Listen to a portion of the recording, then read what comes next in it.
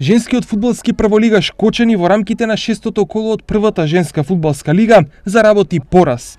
5 поред од почетокот на правенството. Кочанчанки му гостуваа на Топгол во Битола, каде мрежата на Кочани се затресе дури 6 пати, а тие постигнаа само 1 гол.